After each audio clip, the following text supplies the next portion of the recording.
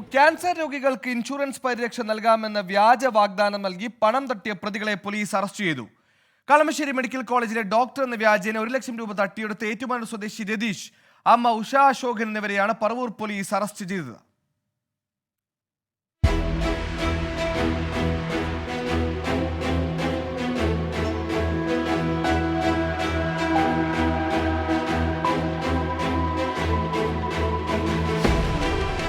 Cancer രോഗബാധിതരായി ദുരിതമനുഭവിക്കുന്ന രോഗികളെ തിരിഞ്ഞുപിടിച്ചായിരുന്നു കോട്ടയം ഏറ്റുമാനൂർ സ്വദേശികളായ രതീഷും അമ്മ ഉഷയും തട്ടിപ്പ് നടത്തിയിരുന്നത്. കളമശ്ശേരി മെഡിക്കൽ കോളേജിൽ ക്യാൻസർ ചികിത്സയ്ക്ക് ഇൻഷുറൻസ് സംവിധാനം ഒരുക്കിത്തരാമെന്ന വ്യാജനയായിരുന്നു തട്ടിപ്പ്. മെഡിക്കൽ കോളേജിലെ ഡോക്ടർ വിഷ്ണുവിന്റെ പേരിലായിരുന്നു പ്രതികൾ തട്ടിപ്പ് നടത്തിയത്. കളമശ്ശേരി മെഡിക്കൽ കോളേജിലെ ഡോക്ടറാണെന്നാണ് പ്രതിയായ രതീഷ് ക്യാൻസർ രോഗികളെ വിശ്വസിപ്പിച്ചിരുന്നത്.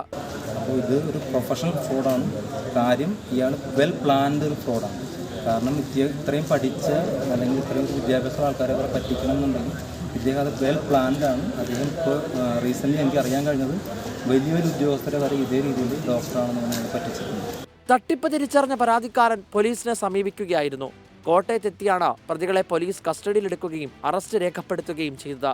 സമാനമായ വാഗ്ദാനം നൽകി പ്രതികൾ നിരവധി ക്യാൻസർ രോഗികളെ വഞ്ചിച്ചതായാണ് പോലീസ് പ്രാഥമിക അന്വേഷണത്തിൽ വ്യക്തമാക്കിയിരിക്കുന്നത്. കോടതിയിൽ ഹാജരാക്കിയ പ്രതികളെ റിമാൻഡ് ചെയ്തു. 24 കൊച്ചി.